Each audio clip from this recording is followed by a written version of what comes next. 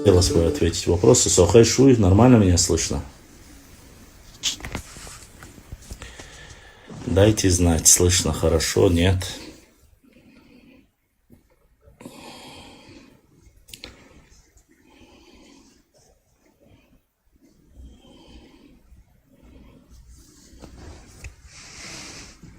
Дикхоз.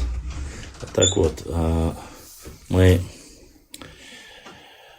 как и обещали, сегодня у нас в Ютубе, в Инстаграме должны были, алейкум ассалам, пройти прямой эфир, ответы на вопросы, поговорить с вами, обсудить вопросы по истории, культуре, географии, да, как говорится, все, что нам важно и нужно. И, конечно же, ответить на вопросы некоторых наших представителей, которые любят так часто мне писать и указывать, что делать, что нет. И как делать. Вот. Сразу же, алейкум ассалам, Ибрагимом, подключите инхарюх, YouTube свой канал, ассаламу алейкум Башлам. Я с радостью отвечу на любые ваши вопросы. Но изначально хочу ответить, я надеюсь, этот эфир посмотрит, некий подписчик мне сегодня написал, алейкум ассалам, написали, первый он говорит, почему у тебя 90% подписчиков боты? Что самое интересное, человек с ником «Черный ангел» сам является ботом, поскольку если он утверждает, не написано собственное имя, фамилия или не дает о себе знать, он и есть бот. Вот. Но, как говорится, это, как всегда мы знаем, желание и пожелания некоторых людей, которые, я не знаю, не блещут умом. Я надеюсь, он зайдет в эфир. Я его попросил, сказал, что он зашел в эфир и задал свои вопросы. Второе, он сказал, что мне недолго осталось. Попросил потерпеть до лета 2026 года. Потом такие, как я, или я, если доживу до этого времени, все ответят. То есть он, как минимум, взял функцию Всевышнего Аллаха. То есть за год-полтора моя судьба должна решиться, по его словам. А все благодаря чему и кому? Начало нашего разговора мы начнем с угроз в мой адрес. И, честно сказать, за это время я уже достаточно услышал, увидел, наслышался, ездил, встречался уже достаточно. Но и все-таки хочу сказать, что, друзья, проблема не в том, что Башлам решает или Башлам отвечает на вашу ложь, опровергает ее. Дело в том, что есть причины, есть последствия. Мы всегда говорим об этом, и очень часто, я не знаю, Арби, кто это, но якобы под ником «Черный ангел». Я хочу сказать, что, во-первых, причины, последствия. Люди, которые делают на аватарках, молельных ковриках, книжках, календарях, это уже даже на пасеках из меда везде берут, делают фальшивые карты, натравливают друг на друга подрастающее поколение молодых ребят, представителей Нохчи народа и представителей ингушского народа, делая фальшивые различные материалы и показывая их на будущее, закладывать ту самую мину. Не Башлам вовсе, который пытается опровергнуть, я вам еще раз повторяюсь, это ложь. Никогда эта территория не была и не входила в состав. Эта территория до 2018 года была спорной территорией, потому что из-за 92 года, из-за 94 года Джахар Дудаев, президент Республики Ичкерия, и первый президент Республики Ингушетии Руслан Аушев оставили эту территорию, не провели демаркацию, поскольку Ингушетия ушла и осталась в составе Российская Федерация, а Чеченская Республика объявила о независимости. Это исторический факт. И они данные документы не подписали. Оно оставалось спорными территориями, этих 7 или 8 сел. Да? Эти вопросы поднимались и при президенте, когда еще были, как говорится, и когда был президент и Масхадов, и Ахмад Хаджи Кадыров, после этого.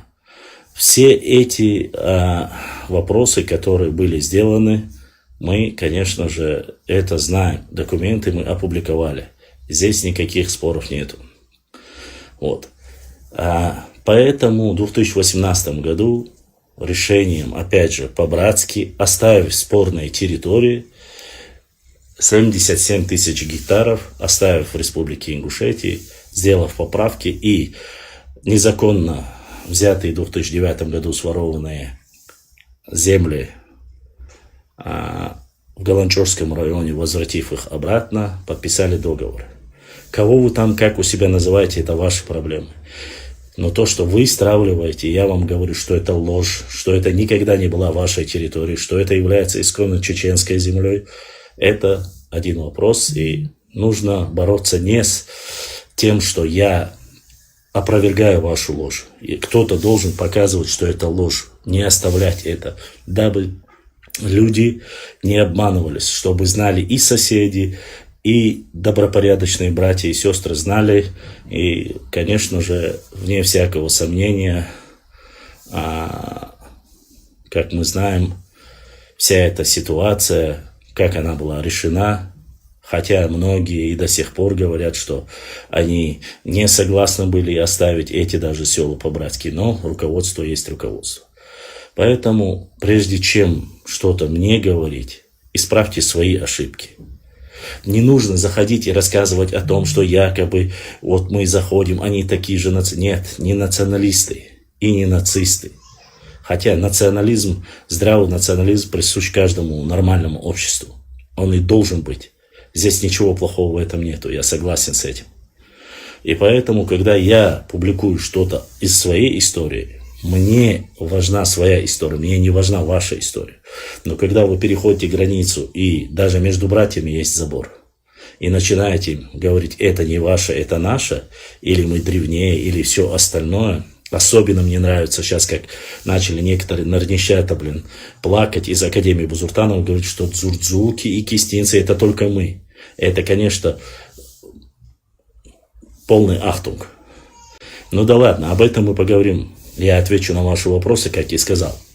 И плюс ко всему еще, я что хотел сказать. Когда вы начинаете говорить о том... вот, пример. Мне последние 2-3 дня скидывают какой-то ролик, где там древние от великанов произошли ингуши, скидывают мне ролики. Наши чеченцы, само собой, с сарказмом, с юмором говорят, что это все неправда. Ну, смеются. На что я почти что каждому отвечаю. Уважаемые друзья, мне не интересна история Ингушетии. А если это не касается нас непосредственно, если они говорят, что они древние, произошли от великанов и не затрагивают мой народ, и не затрагивают нашу территорию, они имеют право делать все, что хотят. Я не судья, и я не имею права. Это их история. Пускай говорят, делать, что хотят. Если же переходят границы и начинается затрагивать наша история, непосредственно Нохчи история, или наша территория исконная, или башенные комплексы, или самоназвание, вот тогда мне приходится отвечать. И только в этом случае я отвечаю, когда вы перегибаете.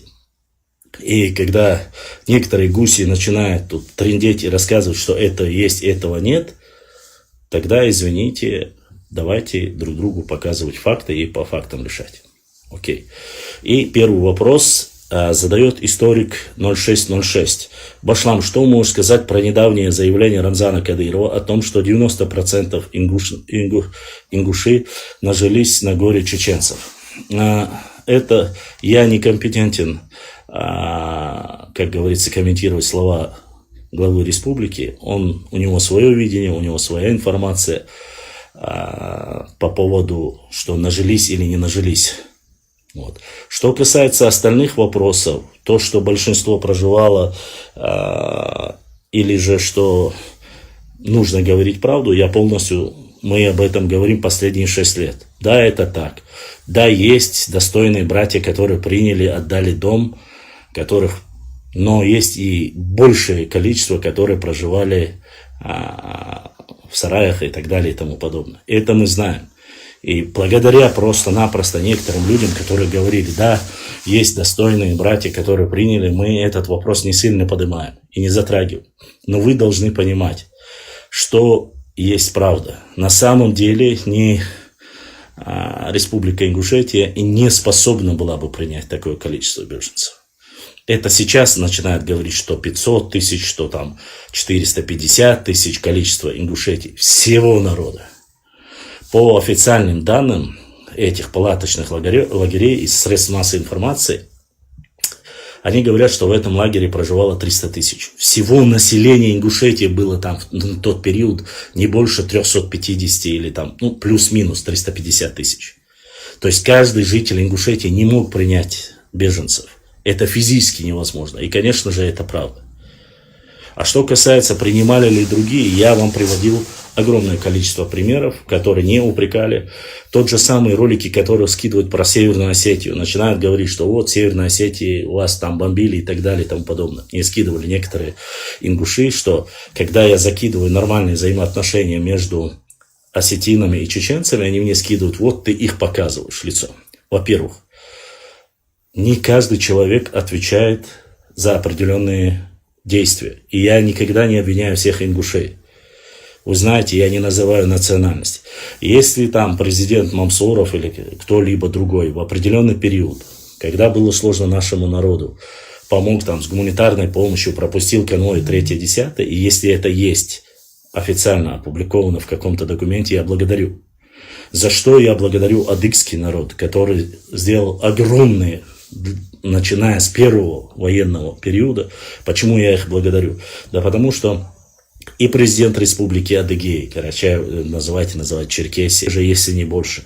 Потому что они проливали кровь, они и в исторической прошлом точно так же были, и как мы ушли мухаджирами, больше потеряли, и все остальное, они это почувствовали на себе. И в Нальчике огромное количество приняли. Возьмем Дагестан, в Первую Чеченскую войну, вплоть до Кизилюрта, Кизилюрта, все чеченцы принимали и чеченцы, и ауховцы, и что делаешь?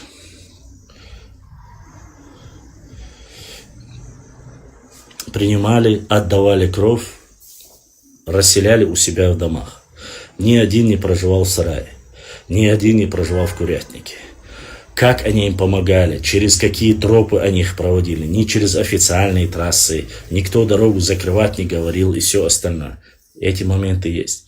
Во-вторых, Чеченская война, это в принципе было невозможно, потому что и началась с той стороны. Поэтому, с другой стороны, кто? Моздок, о котором вы говорите. Моздок, несмотря на то, что он военный город, тот, кто проживает там в Братском, в Гвардейском, в Бену-Юрте, в Знаменске, все знают прекрасно, что определенное количество, несмотря на то, что это военный город и маленький город, принял и Моздок принял, и прилегающие станицы, которые находятся в Моздоке, или Моздокский район, как он называется, я не знаю, приняли беженцев. Беженцев приняли в Ставропольском крае, беженцев приняли и в Калмыкии, по всей России приняли. Достойные люди, которым не нужна война, приняли. И это вполне нормальный человеческий фактор. И Нохчи бы приняли. И во время, не то что сейчас современный, во время Голодомора, когда в Украине от голода погибало огромное количество людей, когда переселяли, разве чеченцы не приняли украинцев у себя на земле? Они остались, им дома, все остались здесь. До тех пор, пока они сами не решили уехать. Никто их за это не просил и не говорил: украинцы, почему вы нам не говорите спасибо? Такого нет. В практике такого нету. То же самое, что касается Грузии. Я не слышал, чтобы грузины упрекали чеченцев: мы ваших беженцев приняли, а вы наших не приняли. Грузины испокон веков, со средневековья, когда они были и с Россией, и хоть они воевали против чеченцев, всегда грузинские торговцы, строители, деятели культуры, вы видите в исторических наших документах, очень часто встречаются многие места, которые называются Гюрджи, Ари, там, Гюрджи, Айнюрт, вот такие места есть, где грузинов принимали, и они жили как у себя дома, и никто их не упрекал, и никто их не уничтожал. Они другого верования, они христиане. Вот. И несмотря на это, ни грузины не упрекают чеченцев, ни чеченцы грузинов не упрекают. Я уже молчу про то, что уже последние 250 лет чистокровные кистинцы проживают в Ахметовском районе. И сейчас, несмотря ни на что, несмотря на тех людей, которые пытаются поссорить, я это для тех, кто не знает, говорю, хоть и пытаются закинуть, сказать, что всякие гадости, чеченские ученые, лингвисты, археологи, просто старейшины выезжают в Грузию, в Панкийское ущелье, в грузинские музеи, архивы. В Грузии открывают бизнес, грузины здесь открывают бизнес. Взаимодействие есть, и оно было, потому что мы соседи. Так было всегда на Кавказе, несмотря на политические разную конъюнктуру. Зачем люди, которые вот нас должны больше любить, вас меньше, сразу бегут туда, лезут, напоминают 2008 год, напоминают другое, третье, десятое, напоминают 2008 год, напоминают 90-е годы. В 2008 никто ничего не может сказать. Тем более не может сказать те, кто это делает там, в Ингушетии. И в 92 году не могут ничего сказать. Ни ингуши не могут сказать, ни чеченцы не могут сказать. В этот союз, который входили и которые на стороне Абхазии воевали, были и чеченцы, были и ингуши. Пофамильно, награждение, кто погиб, где погиб, все есть. В 2008 году, да, был определенный батальон, который был в составе Минобороны России. Но были и ингушские военные, которые участвовали в этой войне 2008 года. Или вы думаете, что нету документов, или нету награждения. Все это есть. И вы можете проверить просто-напросто, тот, кто захочет.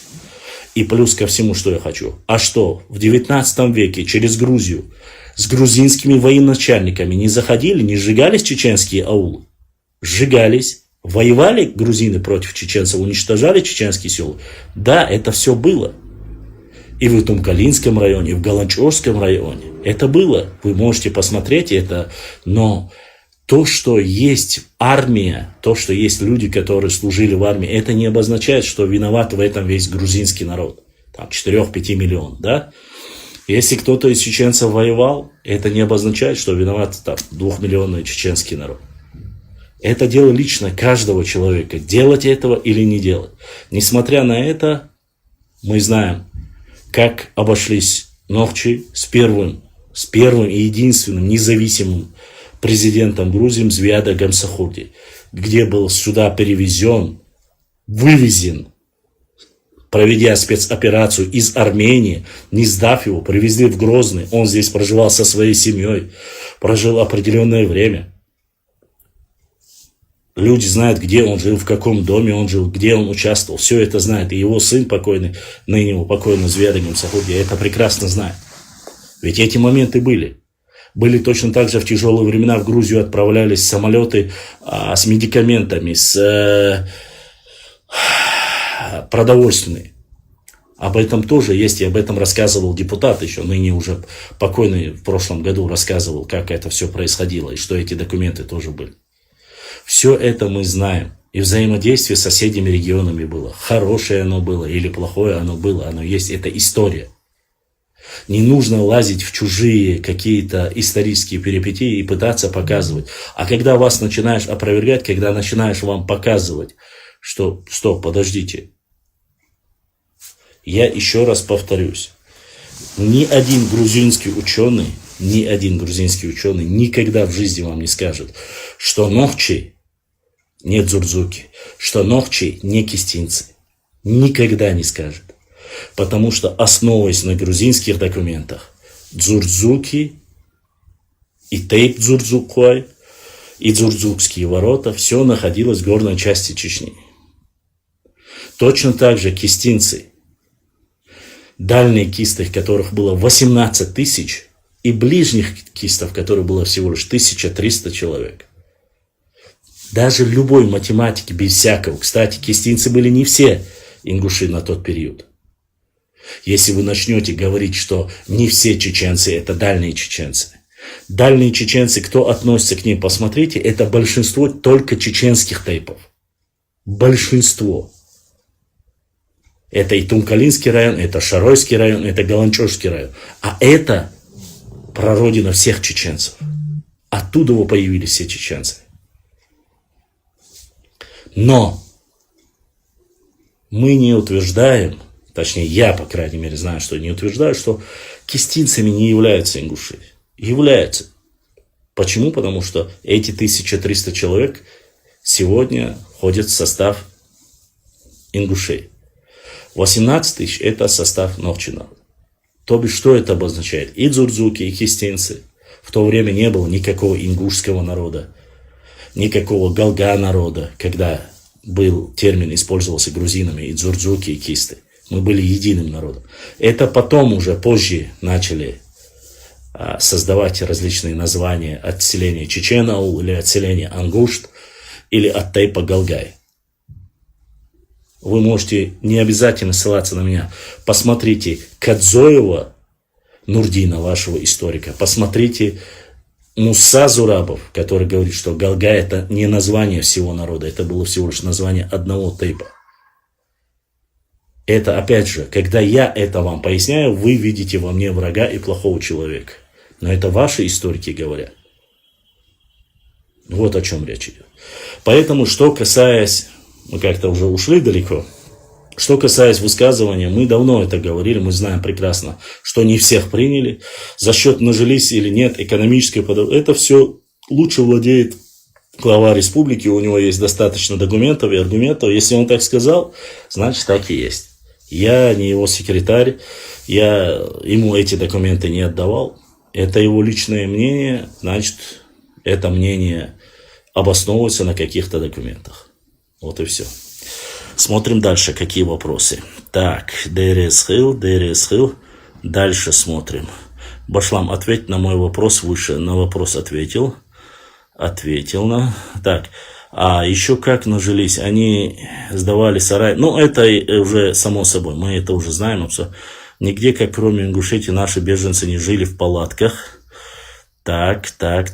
Грузины, наверное, забыли об этом, как они в Хайбах уничтожили наших людей. Так, Орстхой, Башлам. Во время войны абсолютно беженцев из Чечни жили не на ингушской земле. Во-первых, я не сказал, что они жили на ингушских землях. Я этого не говорил. Не нужно меня упрекать. Этот момент мы полностью знаем. Они проживали на своих землях. Потому что и на сегодняшний день 99%, даже сказать, если уберем 1%, оставим погрешность, все знают, что Орстхой – это неотъемлемая часть Нохчи народа. И их огромное количество проживает не меньше, чем в Ингушетии и в Чечне. И самое интересное, я хочу, чтобы вот эту видеозапись, она будет сохраняться и в Ютубе, чтобы знали. И Орстхой знали, и Мялхи знали. А теперь, возвращаясь к последним моим постам, оказывается, майстой стали ингушами.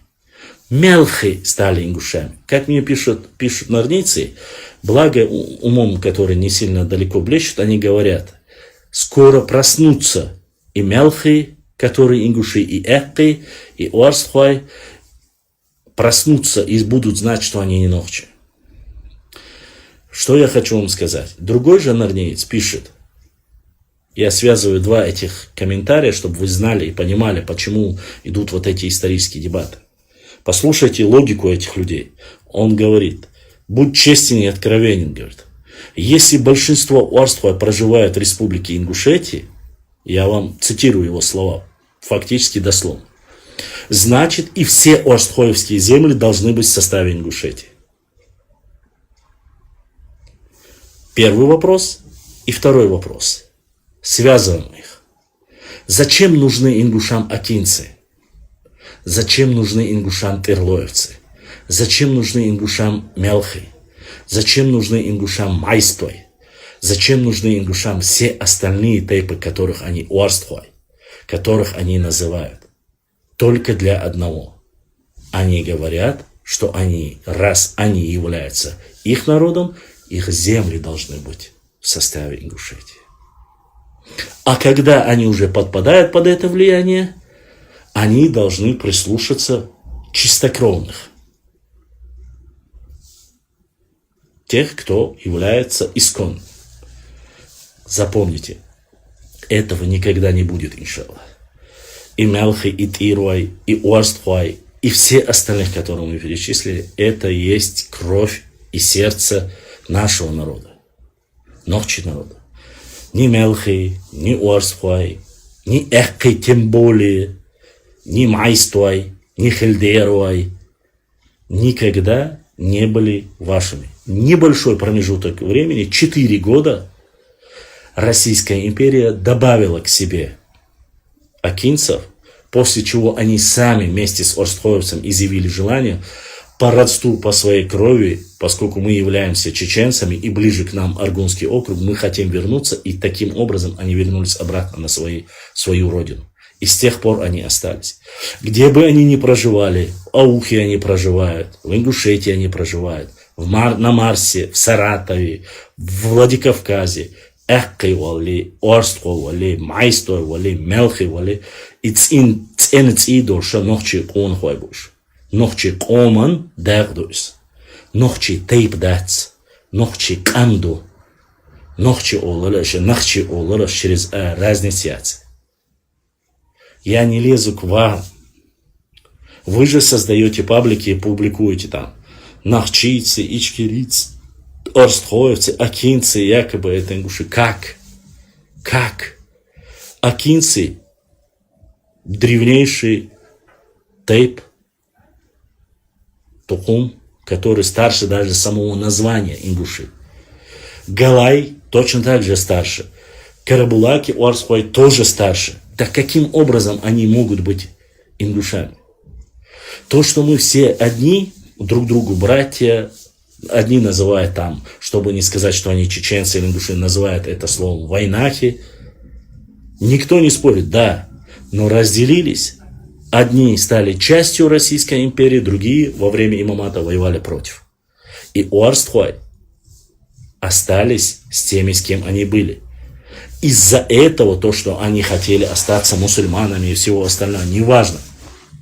Они ушли точно так же. 5000 семей, из них 1500 Орстхой и 3500 остальные нохчи. 5000 семей ушли мухаджирами.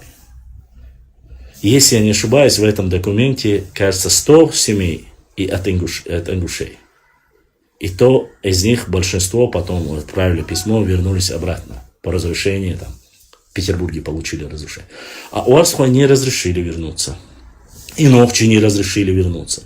Есть места, где они воевали, с боями прорывались. И с той стороны их были, и с этой стороны их не пускали. Это все есть. Это посмотрите, документы мы публикуем. На нашем канале об этом все есть. Это та самая Турция, которую некоторые так грезят и говорят, что Турция наше все. Турция не наше все. Турция государство, которое делает все в угоду себе. А мы нохчи. Мы должны делать в угоду своему народу, а не чужому. Ни турецкому, ни кому-либо другому. Вот в этом и беда нашего народа, потому что ты не утверждаешь. А на наших же землях жили беженцы и под открытым небом, и в палатках.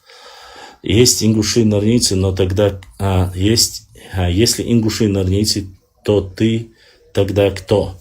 Во-первых, ты тупой. Рус Мацаев. Я не сказал, что ингуши и норнийцы. Я это устал уже утверждать 6 лет. Норнийцы – это люди, которые врут, сочиняют сказки, рассказывают небылицы. Они могут быть чеченцами, они могут быть ингушами, осетинами, грузинами, дагестанцами, кем угодно. Человек, который врет, является норнийцем. Или ты реально тупишь, или я не знаю, кто ты такой. Акинцы, ингуши, я сам акинец. Рус Мацеев, зайди сюда в эфир, отправь запрос, я могу принять видео, показывая свое лицо, докажи мне, что акинцы ингуши, а я тебе докажу, что акинцы никогда не были ингушами. Зайди, вот ты здесь, у тебя должно быть мужество, ты же говоришь, я сам акинец, я ингуш. Зайди, показывай свое лицо, докажи. Вот здесь камера с плюсиком снизу. Отправь запрос. И не надо врать. Расскажи, откуда твои корни. Каким образом ты ингуш, если всю жизнь акинцы были в составе Нохчийчьо? Акинцы проживают здесь. Живут 90%, 80% в Чечне, 20% в уже ныне Ауховский район, который стал Дагестаном, и процентов может быть 10, а может быть 5 в Ингушетии. Каким образом акинцы являются ингушами? Это ты потому, что ингуши и акинцы говорят на голанчорском диалекте? Ты из-за этого? Из-за диалекта? Ну тогда, если приписывать диалекту, нужно посмотреть.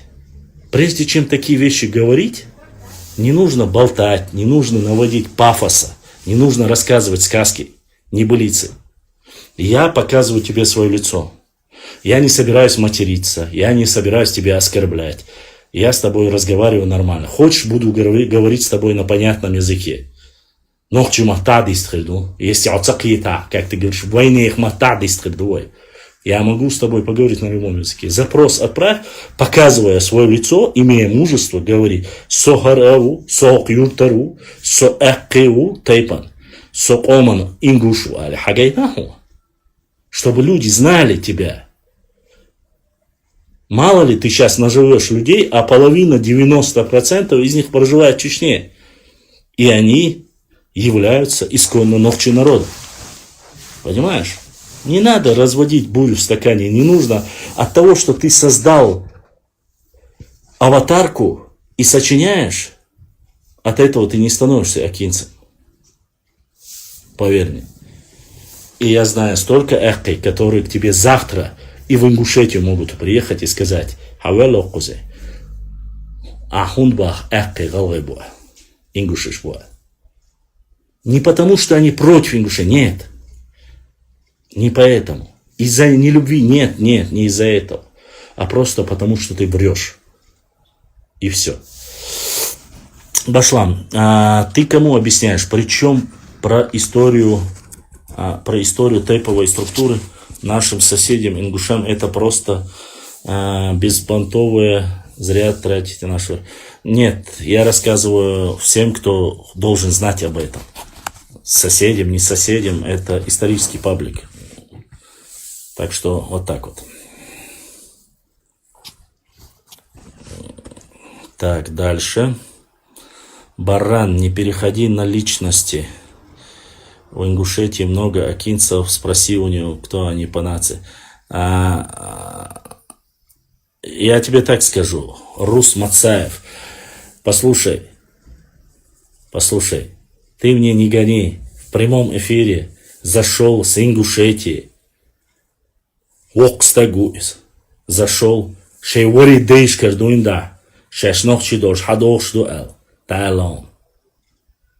Понимаешь? Мне не нужно гуглить тебе. У тебя есть вот снизу камера. Видишь, у тебя на экране снизу камера с плюсиком. Нажимаешь. Мне не нужно гуглить твою фамилию. Я тебе говорю, зайди, показывая свое лицо, и поговори со мной. Расскажи мне, с каких пор акинцы, с какого века, с какого периода акинцы стали ингушами. На чем ты основываешься? Расскажи мне, всем зрителям. У меня, маша Аллах, миллионы просмотров и на Ютубе, и в Инстаграме хорошие просмотры. Пусть люди знают героя. Заходи, покажи свое личико. Тебе что бояться, если ты говоришь правду? Я же не боюсь, я же за правду говорю. Любой человек, конструктивный диалог, заходите. Поговорим. Я за конструктивный диалог.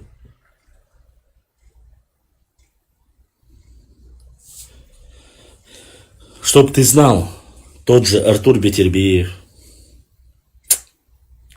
и много других. Мои друзья, валейкум ассалам, Ильяс и многие с Катаямы, с Ташкалы, акинцы с радостью с тобой пообщаются. Ты им расскажи, какой ты. Мне по лицу не надо. когда человек врет,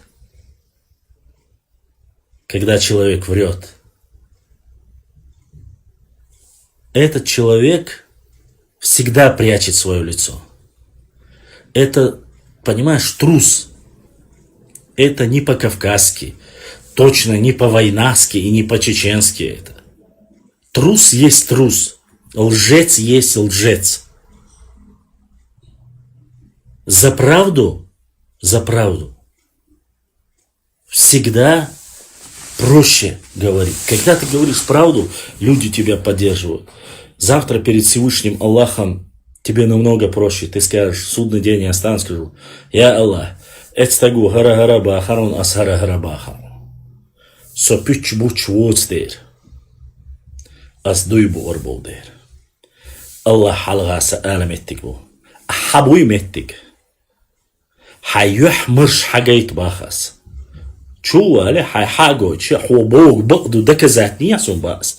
Чу аяз сееш. Тируа берзлай, гюржи махкар, саламаша душик Нохчийчьо, да дукда дуэлшо. Пенгизи ахмел ашо, Нохчи Кистинец, уй Нохчи Кистинец, дал си дуэлшо. Тхушун шун тходук диеш, тхун шудук диеш душун, шудага душун. Гуттар хера душун, иншаллах. Вай вежриду, вай цапамду. Грузия, Пенгизер, Мялвол, не только Пенгизер, Грузия, Гюржи Махка, Мялвола, Нохчи, Кистинец, Орстхой, Вежри, Далсидуэш. Что касается майстой, я еще раз говорил и повторяюсь, майстой никогда не нуждались в строительстве. Это я по последним постам, которые в строительстве башенных комплексов, они очень сильно отличаются от ингушских. Тот, кто не видел эти замковые комплексы, посмотрите, как они построены, из какого камня они построены, какая продукция. Поэтому майстой это исконно Нохчи Тейп. Их плюс-минус уже 10 с лишним тысяч халдез. Это док тейп, то жим тейп, да, 99% проживают у себя народ, ну 95%. Пускай там 5% проживают в Панкийском ущелье, и еще небольшое количество проживает и в Европе. Я майстой воин бойш бу, и гергал улил ваш бу, иншаллах. Цхана майстой чуша, нахчевать элла дать, я хезна дать. Просто у них башенные комплексы очень древние, как и у Тирой. Поэтому сейчас начали закидывать вот эти сказки, что якобы Тирой это ингуши, майстой это ингуши, Мялхи стали ингуши. Мялхи, как могут быть Мялхи, которые древнее многих тех, кто это говорит, быть ингушами? Мялхи как могут быть? Это такой тухум, который, я знаю, садейши чуабуш. Они никогда в жизни не говорили и не будут говорить, что они представляют там какой-либо другой народ, кроме своего. По твоей информации, какие фамилии относятся к ингушским, вы тут нормально общаться не умеете без оскорбления. Я тебя не оскорблял. Руслан, не надо оскорблять. Зайди, покажи свое лицо. И тогда я поверю, что ты являешься акидец. И тогда я поверю и посчитаюсь твоим мнением. А до тех пор тебя никто не оскорбляет. Это мой эфир. И здесь кто сидит, это мои братья и сестры. И сейчас нас смотрят в Ютубе, и точно так же и там же. Любой человек может отправить мне запрос, зайти, главное, чтобы не матерился, и вести со мной дискуссию. Любому тейпу. Грузин, осетин, ингуш, сюли, румки, газрумки, лезгуай, адхуай, ребертлуай, галгаской, мижги, эрси. Любой человек пускай зайдет. Я с любым человеком провожу дискуссию. И никого не оскорбляю. Это ниже моего достоинства, чтобы я кого-либо оскорблял. Я не оскорбляю, я давлю фактами и правдой. Мне остальное не надо.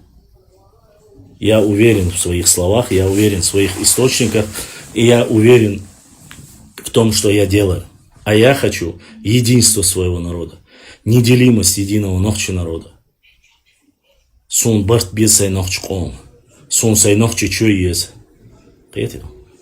Сон идиез, сон не хумаца üş, сон сөйлейца üş. Сун гюржица уеш, сун хирица уеш, сун галгасқица уеш, сун нуагица уеш, гам қуайца уеш, сун цаца уеш, сай Нохчи Къам доцек. Сай Нохчи Къам, сай Нохчи мархал есу. Тхон тхай муак, тхай маргал, тхай лямниш, байнаш, тейпнаш, тухмаш, тхай Нохчи Къам есу. Кечер гон хадерше сун ни тепло, ни холод. Лул хуай был, дуат хуай был, вежри был, так далее и тому подобное. Ну, Нохчи. И у меня ничего от этого не зависит. И не надо мне писать, зачем ты за донаты ты не наживешься. На Черный ангел написал, эти донаты, чтобы вы подавились этими донатами. Чтобы вы подавились. Пускай последним куском хлеба будет у вас столько, сколько мне присылают эти донаты. И что я думаю? Раньше, когда еще более или менее, когда я проводил часто эфиры, были братья, которые заходили, помогали каналу. Сейчас их нету. Зачем вы до сих пор это говорите? Это показывает только лишь вашу слабость. Я не живу за счет донатов. Я бы давно сдох, если бы жил бы за счет него. А остальное, все ваши сказки, ваши все остальное. В 26-м году, летом, что? Я до 26-го доживу или нет, я никогда не поменяю свое мнение. Да, это все пишут, что я якобы делаю свои публикации или свою работу из-за донатов. То они обвиняли меня, что правительство платит, что администрация Путина мне за это платит, что администрация Кадырова мне за это платит. Уже перешли оттуда, у них все, ничего не прокатило, они поняли. Теперь то, что мне когда-то там немного помогали, кто мог, отправлял на поддержку канала, теперь они этим упрекают. Меня упрекать нечем. Никто не может меня упрекать в этом. Оно не стоит и даже 10 минут того, что я тружусь в этой поприще. Поэтому мне вот эти сказки и байки не нужны. Давайте задавайте вопросы. Если у кого кто-то хочет запрос отправить, хочет поговорить, можете запрос. На экране увидите с плюсиком экран и отправляйте запрос. Ну, мне обещали, что в 26-м году, летом, что-то произойдет. Тогда мы посмотрим. Мне обещали, что такой, как я, и такие, как я, как мы, нас уничтожат, нам сказали. Видать, хотят сделать какой-то переворот. Информация у них есть, наверное, какая-то, я не знаю. То есть, оказывается, любить и защищать свой народ, это является неким... Наверное, Грозный уйдет под воду, и здесь будут плавать лебеди.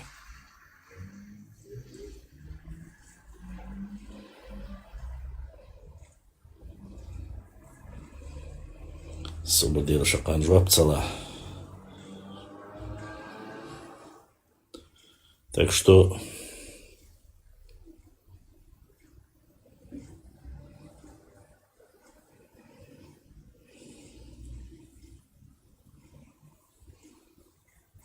Из эфира, реально.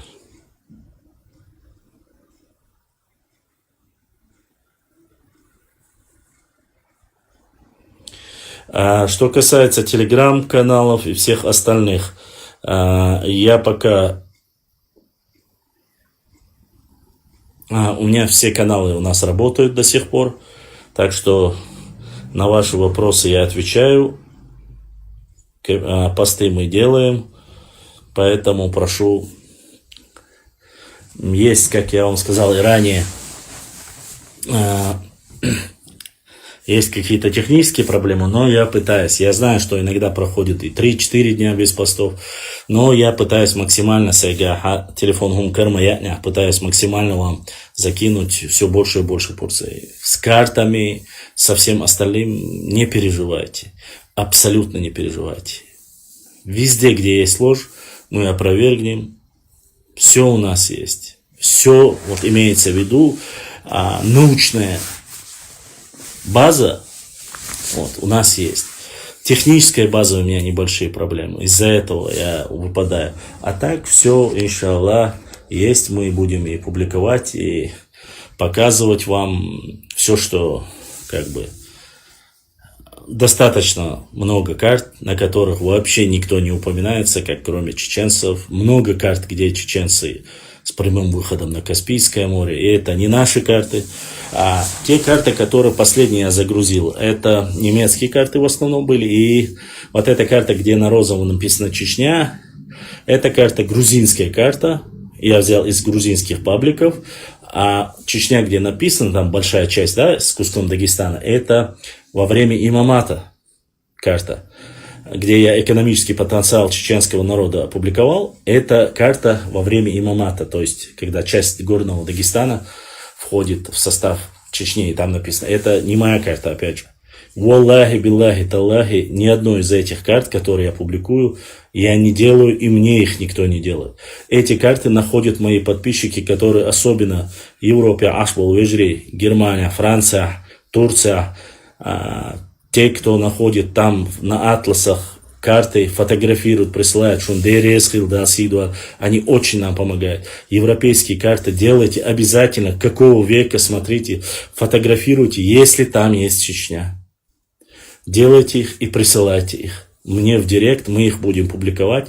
Если я уже публиковал, я не буду публиковать. Если их нету, я обязательно опубликую. У меня еще почти что, может, без преувеличения, карт 100 или 200 карт у меня есть. Я просто не успеваю их делать. Братья грузины мне прислали огромное количество карт.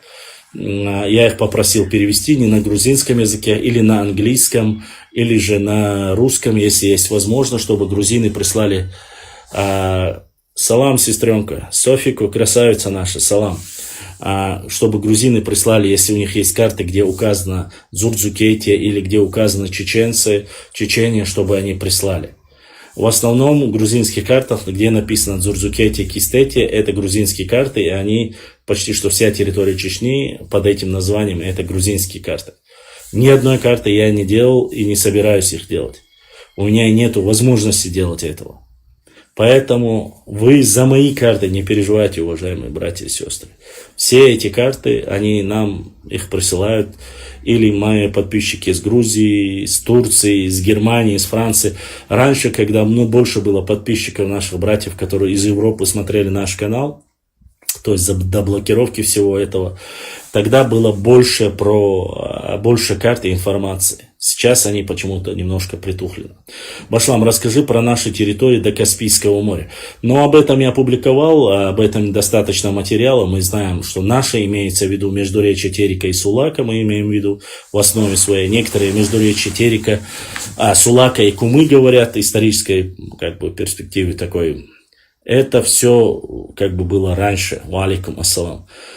Был выход к Каспийскому морю. Вы знаете все прекрасно, что до карты 1924 года, кажется, где находится Дагестанская область, она по реке Сулак, уже после присоединения к Российской империи, и большая часть там Ставрополя, ныне Ставрополя, Калмыкии присоединили, она стала северной частью Дагестана.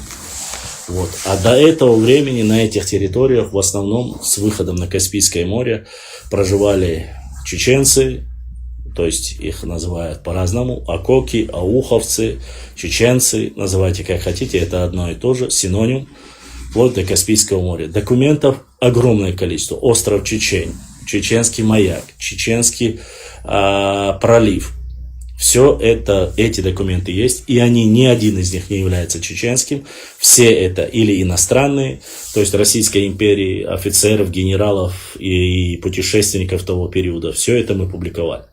В дальнейшем междуречье мы потеряли. Кумыки, когда уже перешли на левую сторону Сулака, мы знаем, во время Султан-Мута, и потихоньку эти земли, и в дальнейшем, вплоть до Гудурмеса, эти земли были отданы кумыкам. Не знаю, конечно, там есть Даиф Чекиндезовский, который там рассказывает свою тему.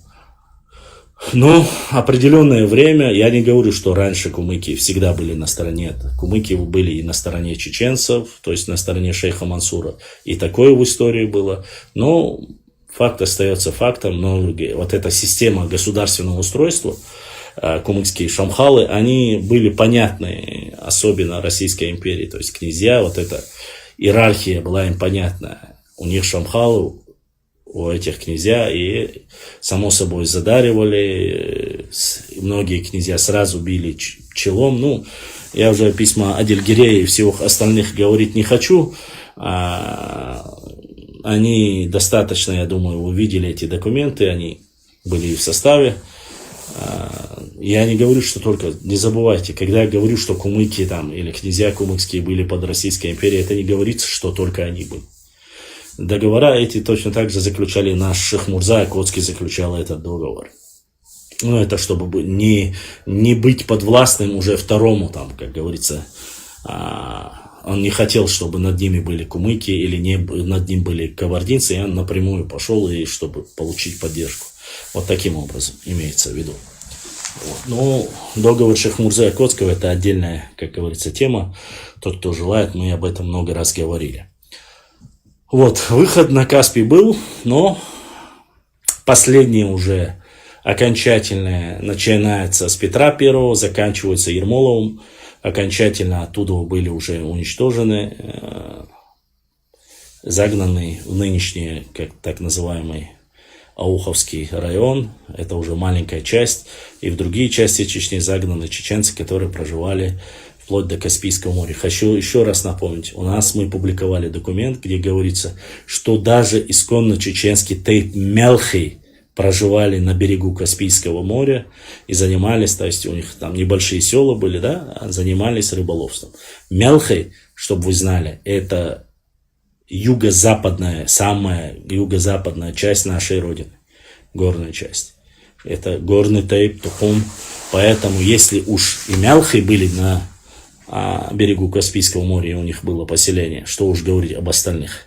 Само собой, там были Зогуай, Парчхой, Орстхой и все остальные чеченские тейпы, которых я перечислил. Поэтому выход был когда-то. Но из-за нашей политической неграмотности, правильно ли будет это, или из-за того, что мы более воинственные, более...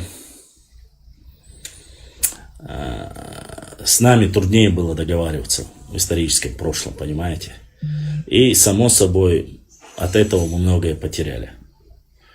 Не было никаких договоренностей. Я не знаю, характер, воинственность, демократия, военный демократизм, там, управление военное или неподчинение друг другу.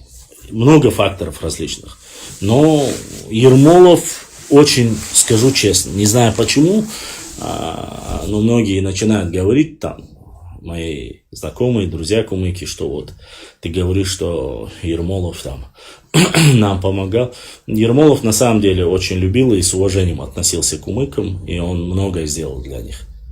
Было ли до кумыков? Да, и до Ермолова тоже кумыки были на хорошем счету у царской России со времен Петра I. Вы можете посмотреть, после того нападения, когда чеченцы совместно с кумыками опрокинули определенное количество войск Петра I и Апраксина, генерала Апраксина. После этого чеченцы ушли, а представители кумыкского шамхала, там говорится даже, что сам шамхал был, они пришли и с дарами, чтобы не уничтожили и так далее и тому подобное. Документы вы тоже можете ознакомиться. Мелордой тейпнох лац тейпнох, мелордой лац тейпнох DZURDZUKI, дерезхил хаттер. Ну, я не хочу говорить про тейпы, про мелордой, потому что у меня несколько было случаев с этим тейпом. Там 2-3 версии, и каждая версия начинает говорить, это не так, поэтому я не хочу влазить в внутренние дела Мелордуя, это не мое дело, как говорится. Вот. Там одни начали мне говорить, почему ты сказал, что оттуда мы на самом деле пришли из Арабского Востока, распространяли ислам и так далее. Наивный вы, Башлам, не надо верить этим предателям, дагестанцам, потомки предателя имама Шамиля, говорит Софику. Я, честно сказать, ты же знаешь, Софику, у меня политкорректность, я пытаюсь себя вести достойно, поэтому я прекрасно знаю, откуда, где предали, где кто что сделал. Несправедливое отношение определенной части дагестанского общества к Нохчи народу мы видим сегодня, уже длится 80 лет. Это лакцы, это аварцы, которые проживают в домах ауховцев, не оставляя, не возвращая их, говоря, что их тоже насильно переселили, выселили и до сих пор проживают в исконно на чеченских землях, в чеченских домах, акинских, ауховских, так сказать. Не возвращают им ни названия сел, ни домов и так далее и тому подобное. Последние, когда они собрались и хотели встретиться с Меликовым, после этого я опубликовал, вы видели, да, этих старейшин мне сообщили, что сказали, что их чуть ли не каждого допрашивали по 4-5 часов, хотя они ничего противозаконного нельзя, а это взрослые люди. Башлам, вы же в поиске истории были, что-нибудь интересного нашли, которое мы не знаем? Амирхан много чего нашел, публикую понемножку, но мои друзья, я прошу не сильно давить, у меня, к сожалению, технические проблемы, телефон тянет, так, я все через телефон делаю, вы знаете, у меня нет никаких камеров, ничего нету, есть один планшет, но для прямых эфиров он не способен, мне приходится, на нем я делаю тексты, обрабатываю тексты редактора, а остальное пока технические сбои, а видео, исторические карты, все остальное, я же вам рассказываю, это будет, есть, и мы будем публиковать очень много интересного из Европы, что-то переняли у нас, очень много интересных фактов.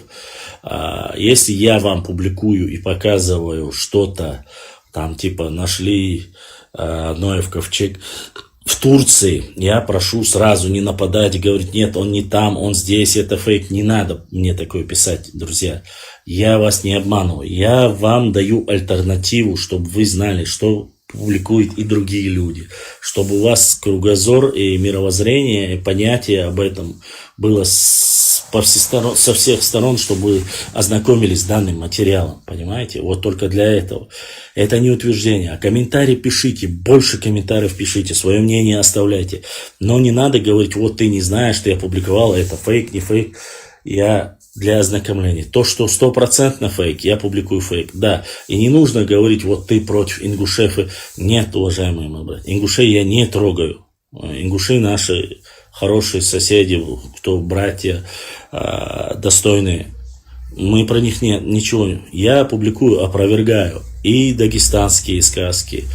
И вот сейчас кумыкские сказки небылицы, она тоже опубликовал, разоблачал. Сейчас еще одна информация от кумыков. Опять они начали писать какие-то байки непонятные. Там чуть ли не до Гудермеса, что все ихнее. Вот это ложь я опровергаю. И без разницы какой национальности. Если это касается нашей истории, наших территорий, по мере своей возможности я буду публиковать. Це это мялбу, це телефон, все ляхули, ас иди душу. Есть у меня телефон, который многие думают, я на WhatsApp, очень много там статусов, всех, у кого есть мой номер, активно со мной общаются. И думают, что если у меня WhatsApp, почему я точно так же через нет. К сожалению, мои братья и сестры, телефон, на котором у меня есть WhatsApp, он вообще не тянет. Ни Instagram не тянет, и качество вообще картинка будет ахтун, как говорится. Поэтому WhatsApp WhatsApp'ом, YouTube канал, Instagram, YouTube-то Ибра, надеюсь, там все у него нормально. Инстаграму не всегда получается в хорошем качестве и хорошим звуком. Ибрагим, если есть вопросы с Ютуба, задавайте. Если у вас хотите задать вопрос, заходите в Инстаграм на канал Башлам.39. Отправляйте запрос через камеру. Заходите в эфир, и я обязательно отвечу на ваши вопросы. на любого характера. Ну, как вы знаете, ответы могут понравиться, нет. Вот зашел историк 006, да, 0606, и задал, что большинство ингушей нажились на Чеченской войне, как я отношусь к этому, алейкум ассалам. Такого формата вопроса мы тоже, как вы видите, отвечаем только в историческом аспекте, потому что это касается нашей истории. Если бы не касался. Последняя правда Башлам Машвол, Дейл Машалхил. Последнее время очень много еще было моментов, когда мне начали писать, начали закидывать наши, особенно Гусь и его шестерка, там есть два чекиндеза, они закидывают о том, что Бамут был ингушским. Очень много закидывают. Вот такого формата якобы, переходя. Но еще раз повторюсь, все, что было по правую сторону до Мартанки, ныне называется Фартанга, оно все было чеченским. До низовья. Дальше мы можем пойти, конечно же, и выше. И карты, которые публикуются фейковые. Мне начинают, вот почему ты там опровергаешь карту, которую сейчас я постараюсь вам показать. Друзья, сейчас я вам покажу карту, которая является стопроцентным фейком. Так, сейчас, чтобы вы понимали, ее очень сильно любят публиковать. И наш постоянный подписчик, вроде бы хороший друг и брат Джамалай, тоже ее к себе закидывал. Тут ингуши на блоге. Не знаю, утверждал ли он, что это правда или нет, я не знаю. Сейчас я вам покажу его. Насколько это. Так, сейчас. Материалов, когда очень много. Вот эта карта фейк. Это недостоверная карта. Такой карты не существует. То есть это тоже отсебятина. Границы нарисованы чисто от себя. Ее опровергает автор этой карты, который опубликовал. Сейчас ее раскрасили, в таком цвете сделали. Это осетинец. Осетин сделал эту карту. Он сразу уже указывает, вы видите здесь, да, часть Владикавказа входит, на этой карте входит в состав Ингушского округа, якобы. Само собой, это фейк. Почему? Потому что на этой карте Владикавказ не входит в состав Ингушского округа. Он, то есть, опроверг эту карту сразу тоже. Эта карта фейк. Сейчас я вам покажу. Любимые карты, которые любят публиковать, которые являются фейками. Ну, само собой, что там касается нашей территории, это конечно же, ложь. Вот. Я понимаю, что вы любите рисовать вот эти карты. Хотите показать. Сейчас. Так. Давайте я вам покажу еще фейк. Сейчас.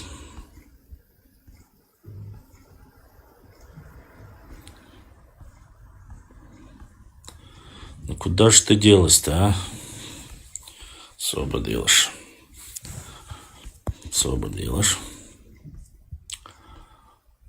Так. Вы можете пока написать вопрос, если у вас есть. Вот эта карта фейк. Это стопроцентный фейк. Дело в том, что оригинал этой карты, он уходит, эта территория уходит еще дальше, выше, чуть ли не до самой Кабарды. Это не административная карта, не территориальная карта. Короче говоря, наши любители создавать закинули эту карту и сказали, что это якобы является оригинальная карта, показывая, что вот какие территории якобы отняли чеченцы и так далее и тому подобное. Никогда эта карта, точнее граница, которую вы видите снизу, с такой границей не было ни Ингушского округа, тем более. Это сверху наложенная карта, это само собой фейк. Сейчас я вам постараюсь показать оригинал ее. Так, что делаешь? Пока можете посмотреть ее, да? Это фейк тоже. Так. Ну, смотрите. Вот эту карту я вам показывал. Вот спорные территории, которые оставили после 2018 года, оставили Ингушетии. Вознесеновская, Акиюрт, Карабулак, Эльдерхангал, Троицкая, Абаргюрт, Сунжа, Сипсгал, Нестеровский Гажарюрт, Чемульга, Чамалх, Орштей, Эршта. Это вот эти территории, то есть в 1934 году, когда присоединили Ингушскую автономную область к Чечне, этих территорий у них не было. Это была составной частью чеченской автономии. Они начинают говорить, что вот 4 года всего лишь они были ваши и так далее. Да, 4 года добровольно они сами вошли в состав Чечни. Но за Ингушетией они не были и 4 дня. Поэтому оригинал карты я вам обещал сейчас показать. Сейчас мы покажем вам оригинал карты. У меня много карт. Вот оригинал карты. Чтобы было вам видно. Видите? То есть, как выглядело. Там написано Сунжинский. Он, видите, сверху. Там эта территория, эта карта в большом размере. Если увидите, поймете, что тут речь не идет об ингушах или что это ингуши, территория ингушей нигде не написано. И никогда не было. То есть это не ингушский округ, чтобы было понятно. Это не ингушская автономия, чтобы приписано. Это карты с разными районами, чтобы было понятно, да? Где-то Сунжинский, где-то Владикавказский военный округ, потом Ингушский в 1860-м создали. До этого никогда территориальной единицы таковой не было. Ну, чтобы было, мы говорим об истории, чтобы как бы не было вот этих разговоров, что вот, сейчас мы покажем вам другую карту. Вот карта, которую сделали наши братья грузины. Дзурдзуки, Дидуэти. Ну, здесь она в большом формате. Вы не увидите, я ее тоже опубликую. Посмотрите, где же находились Дзурдзуки. Опять же, это наши братья грузины сделали. Так. Вот карта. Самое интересное, что на этой карте. Многие норнийцы меня упрекали и говорили, хотя я много раз указывал, что они говорили, покажите хоть одну карту, где написано Нохчи. Это российская карта. Здесь четко написано Чеченцы, и сзади написано в скобках Нохчи. Красной стрелкой указано. Это официальная российская карта, на котором указано название чеченцев как Нохчи, через А. Чтобы было понятно. Карта 19 века. Ни 20-го, ни как бы другого. Чтобы было понятно. Здесь, видите, вплоть до Владикавказа. Малая Чечня, Большая Чечня, Аух и все остальное, которые когда входили в состав Чечни. И написано Чеченцы, Нохчи. То есть все входили. Не нужно обижаться, не нужно говорить, что вы думаете, что я вам не могу предоставить документов. Вы ошибаетесь. Это ваша ошибка. Ойга. Должда архивный документ. Вот еще один интересный момент. Вот эта карта. Вы видите ее тоже, да? Как она выглядит. Ее как бы нарисовали. Какая часть Малой Чечни перешла в состав Ингушетии. нынешняя Ингушетия, чтобы было понятно. То есть это территория имаматов, то есть где была Чечня. Малая Чечня, это часть вот эта синяя, которая сегодня входит в Ингушетию, видите, вот этот кусочек. Туда входит и Галашки входят, и остальные села входят. Это было составной частью тоже Чечни. Но после войны она уже перестала быть таковой. Так, что еще вам показать? Если вам интересно, конечно, я могу показать еще вам. А вот так нашу республику видят наши соседи. То есть они говорят, что вот посередине, как вы видите, река Аргун. Все, что слева, это про ингушские кланы, все, что справа, это про дагестанские кланы. А чеченцев нету как таковой, чтобы было понятно. Это такие карты они делают, закидывают, и я не должен им отвечать по их словам. Чеченцев как таковых самих нету, они говорят. Но странно очень, что про чеченцев везде много что написано, а этих чекиндезов, которые сочиняют эти сказки, конечно же, на самом деле и нет в многих местах. Особенно, которые больше всего. Так, я вам хотел еще показать одну карту. Да, сегодня задавали мне вопрос. Смотрите, чтобы было понятно. Чтобы было понятно. Прямо за моей фотографией, это не видно. Видите? Остров Чечень. Видно всем?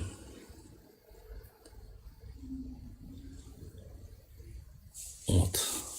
Есть такие карты. И сейчас мы покажем вам.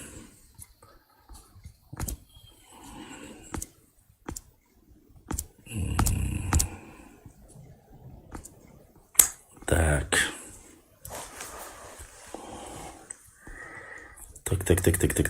Так. И вот. А теперь я хочу вам показать немножко аух. Вот села Ауховского района, которых после 1924 года, 1921-1924 года, которые присоединили к Дагестану. Ямаркина, Новомихальта, Бильтау, Тухчар, Минай, Тугай, Гамях, Антмирзи, Новочуртах, Зурай, Барчхуай, Банай-Юрт, Ямансу, Банай-Аул, Новолакская, Кишень-Аух, Акташ-Аух, Бурсан, Акташ-Аух, Ленин-Аул, это Акташ-Аух теперь называют Ленин-Аулом, Юрт-Аух называют Калинин-Аул. Они входят в состав Казбековского района. Остальные все входят в состав, как вы знаете, туда, вот, села Ауховского. Бурсан, вроде всех перечислил. И штама штукшон. Карты, как вы видите, мы публикуем. Таких карт, таких моментов и документов очень много, друзья, братья, касающиеся нашей истории. Я их публиковал. Дайте немножко времени. Да, телефон хум. Кориан чут яха. Кельник яцер пока дюча халдац, но вот сделаем все по максималке.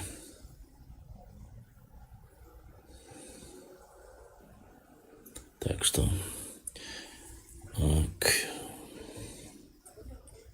задавайте вопросы. Если хотите, заходите в прямой эфир. Аух, бог махкмала, это уже сокращенно я вам показал, аух. Я вам сокращенно его показал. Он на самом деле был намного больше.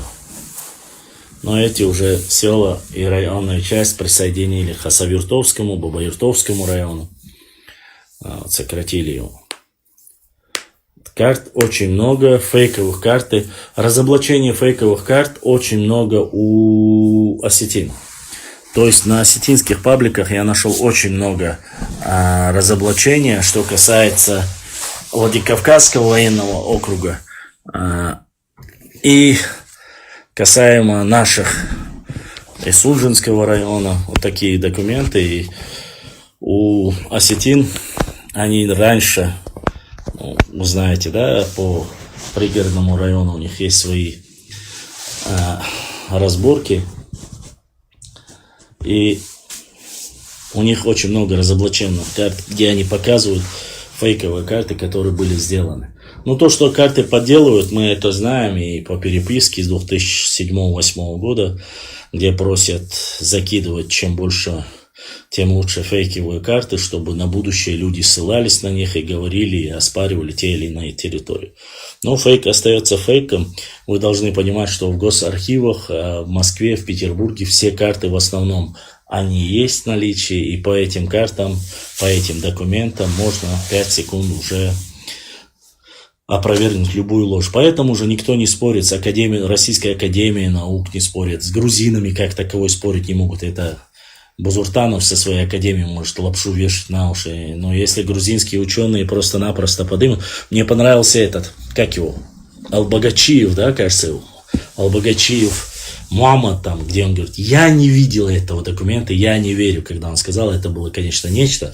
То есть какому-то доморощенному магистру, как он любит указывать, магистру, нужно, чтобы Академия наук Грузии, грузинского государства независимого, должны принести и показать, вот документ, возьми, оттуда все остальные грузинские ученые, в честь которых даны названия университетов в Тель-Авиве и в других местах. То, что они написали, это все неправда. А то, что ты говоришь, и ваш шейх Бузуртанов со своей академией, а это все правда. То есть такого рода. Ну и само собой красный горшок, который... Разгонки, который приезжал и любит, сказал, чтобы гуси и все гусю-подобные нарнийцы пытались закидывать карту в Ахуште Багратионе, где там чеченцы отдельно, Кисты, Глигвы, Дзурдзуки отдельно. Это, конечно, это очень сильно. Да, еще наш гусь очень любит закидывать карту со времена имама Шамиля, где он показывает так, любит указывать максимально там, что Галгай, Майстой, Мялхи и все остальные вот рядом находятся, значит, это один народ. Нет, конечно. Галгай на тот период был тейпом. Что касается галгаевцев сейчас, и я хочу, чтобы вы послушали одного из самых авторитетных и знающих людей, кто коренной кистинец,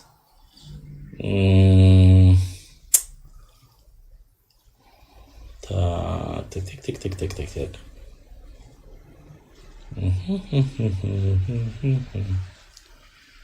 Сейчас мы покажем вам. Неужели я отправил его?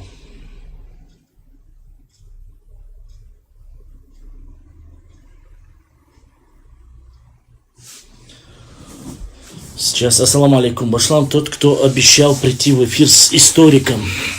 До сих пор жду. Вот.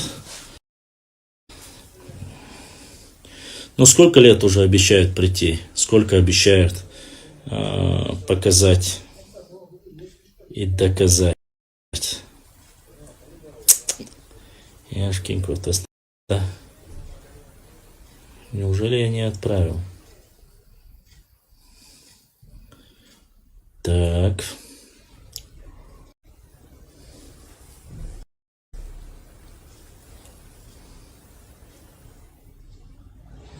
Надеюсь, звук будет нормальным.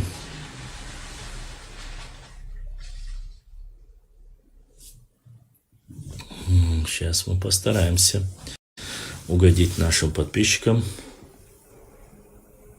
Эфир завтра тоже будет обязательно. Постараюсь. Хоть норнийцы и говорят, что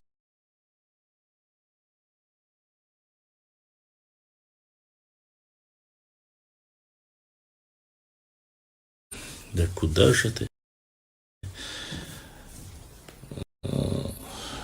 Я ничего, никому, никаким ингушам любовь, ненависть у меня нет. У меня есть к таким гусям, как ты, и сказочникам опровержение есть. Это у меня есть. Что есть, то есть. А так у меня других претензий никому нету.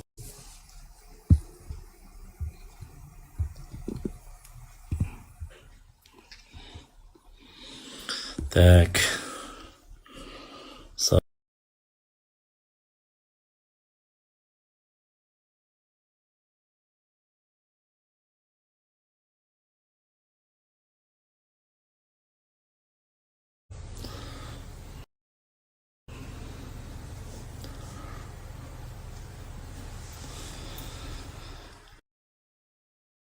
Ага.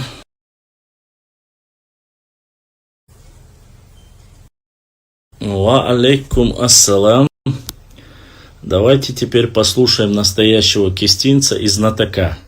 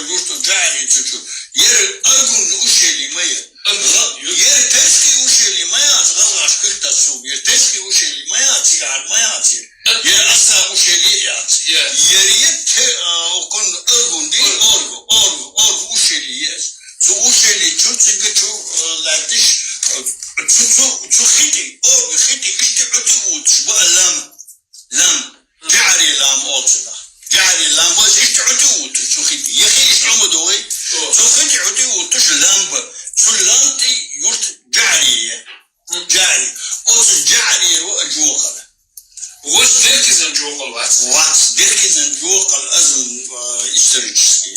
Майстер вот, повар вот, майстер вот. Хи эти оула, орган эти оула, майстер, оула, мелхистия.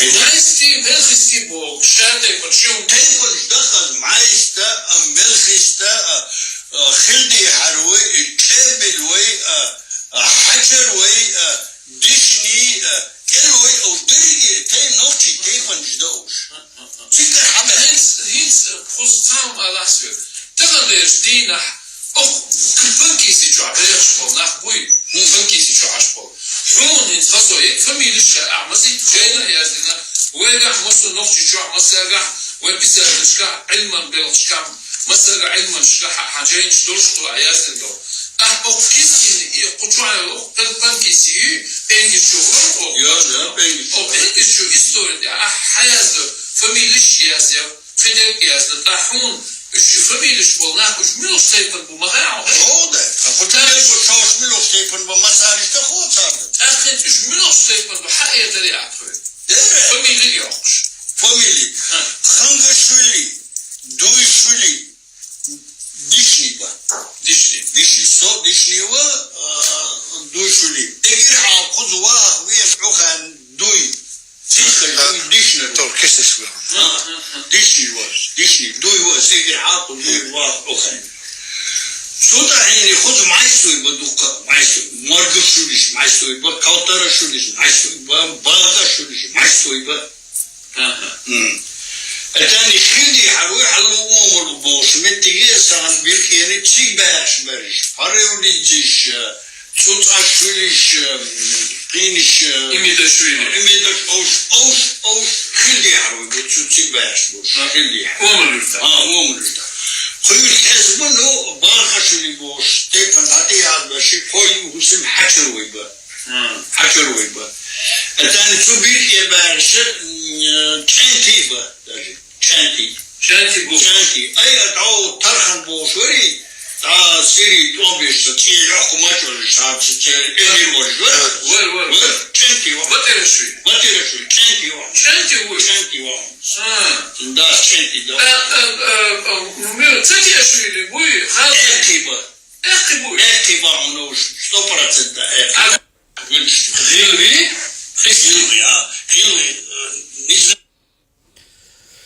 Вот, далге что, далде алвел хасу хангашвили, Нохчи Къам хвар, бадек дүйч var, diktometer шайл историёш var, цундера,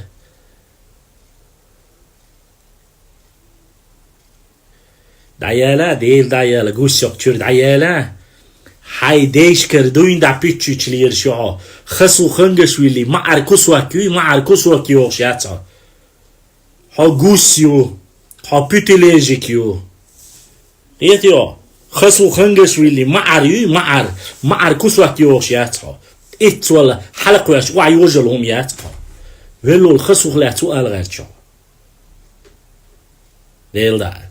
İdini olşkhena. إدين تغلجة تنتيحينا خيسين دقة تنتيحيون حبورش تي قال معايلا يغوى خصوص حلمه تاع بيتش بواتين آلك العقايتان تار بايرقنا تعاي خيتش يا خيوي طريقاتي قرعا قيتيو مايتي همش تو بقدك دع آلا تو شو بيتش قوش باخ قيتيو عطيه يويز شو همش شو نرنيش ديك يويز حقوس وابشي ديك يويز يعني يلا خيول السؤال يا признаю что я ночью больше а сюда чукиять на гитцел хрём дальше Ибрагим хайдел да хат от Башлами когда он перестанет оправдываться и пойдет в наступление на границу DZURDZUKI с ночи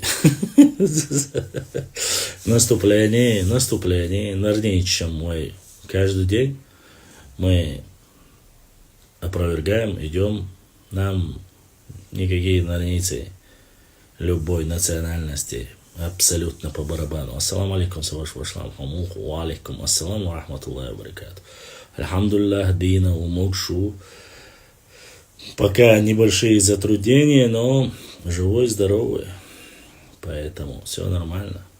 Все хорошо. Эмир. Бизнесмен Эмир. Он сказал на этом видео, что это Нохчи тейп.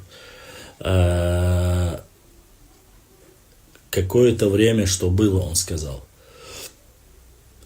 Что раньше было, он сказал. Вот. Но сейчас, говорит, они разрослись, потому что все, кто там в эту область спускался, оседал. То есть в Ингушетии начали называть ингуши, и вот теперь, говорит, они называют себя народом, хотя это не народ, но это его мнение, как бы. Это панкистские, как говорится, кистинцы. Они, правда, они большинство, как говорится, имеют свою правду. Они знают, они живут и жили замкнуто, то есть у них есть и материалы, и они сотрудничают, работают с грузинами. Все как бы в этом плане у них хорошо. Так что информации у них достаточно, голодания информационного у них нету.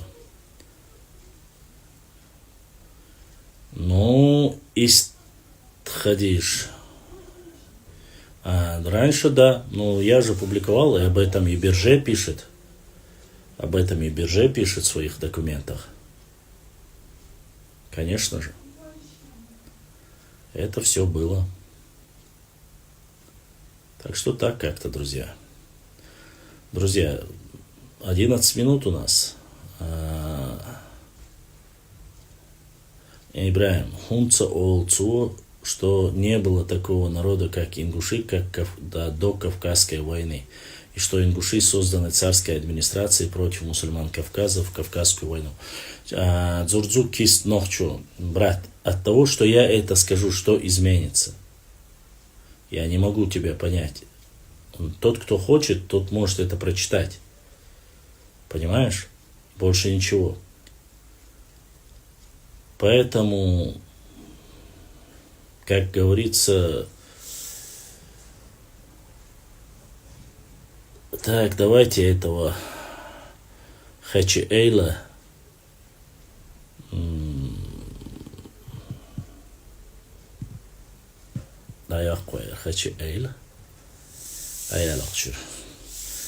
не абсолютно с этим гусем говорить. Боршал хлиез эфире вал, борши от сумштане. Маргашвили терлойбу, бойл хоуш вар аз ноту овар, цу самый большой тейп эрлой панкиси, да? Кавказ. Везри. Самый док тейп до цу сега ала цейлер, док тейп до жим тейп до ала цейлер цу везри. Он сказал, он перечислил тейпы. Док жим цу цейлер шун сега.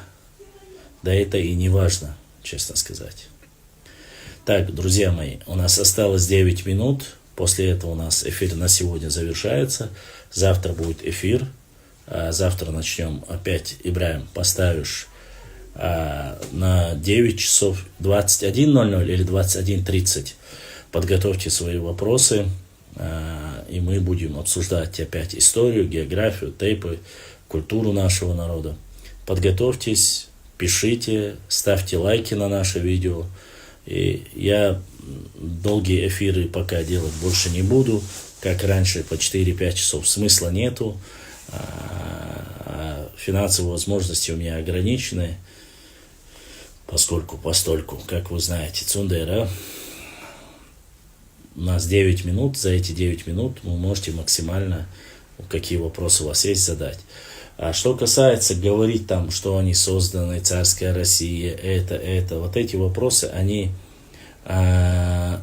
мне эти вопросы никто не задавал. Эти вопросы мне не задавали. Если бы был такого формата вопрос, я бы отправил видео Reels с души. Я не знаю, поскольку, когда есть вопросы, мамсо, прямой эфир, когда есть вопросы, я отвечаю на вопросы. Такой вопрос у меня не поступал. А просто сидеть и говорить, что их искусственно создали, что это сделала царская Россия, что это. Если у меня об этом никто не спрашивает, у меня нету смысла отвечать и рассказывать. Я не историю Ингушетии рассказываю, я историю Чечни рассказываю. Чечени. Нохчи Къам важно. Остальное мне не важно. Увидели, зашел гусь начал гнать, я его выгнал. Кавказ это Европа по географии? Да, Амирхан. Кавказ это Европа. А кавказцы относятся к европеоидной расе. Современный термин. Раньше он назывался кавказианская раса. Кстати, американцы и некоторые европейцы до сих пор называют кавказианской расой. Но уже в советское время говорят, что сталинская Россия, они переиначили этот термин и назвали ее европеоидная раса. Так что Кавказ относится к Европе, да. Это, как так сказать, ворота между Кавказ, это ворота между Малой Азией, Ближним Востоком и Европой. Малая Азия, правильно ли будет? Ворота между Ближним Востоком, но если считать Иран, Афганистан, в ту степь, если уйти, можно сказать так тоже. Так что вот так это. 6 минут, друзья мои, 6 минут, и у нас эфир после 6 минут завершается. Если есть вопросы, задавайте. Завтра обязательно продолжим. Опять же повторюсь, желающие могут отправить запрос. Любые вопросы, касаемые Пенкези, аух, не аух, где были чеченцы ингуши во время Хазарии. Хазари были там же. Хазарский каганат это искусственно созданный анклав на территории Кавказа. Вот. Хазарский каганат. Это он не состоял из коренных жителей Кавказа. Но под мощным влиянием хазарский каганат просуществовал 300 лет и пал. Как и пала Золотая Орда, как и пало Аланское царство, все это произошло на Кавказе. Они пытались здесь обосноваться, они пытались здесь просуществовать, но так получилось, что автохтонные народы выжили, и некоторые пришлые народы, ассимилировались местными, остались. Дальше. Вы уже знаете. Башлам. Хасу говорил про Сюли, может, я неправильно понял?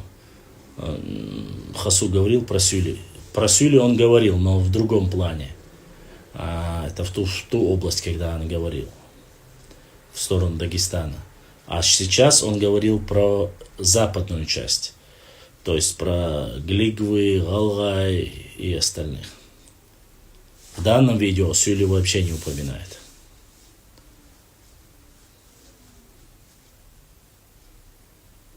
Иштхама штукшу. Ну что ж, мои друзья, на сегодня наш эфир заканчивается. Если у вас есть вопросы,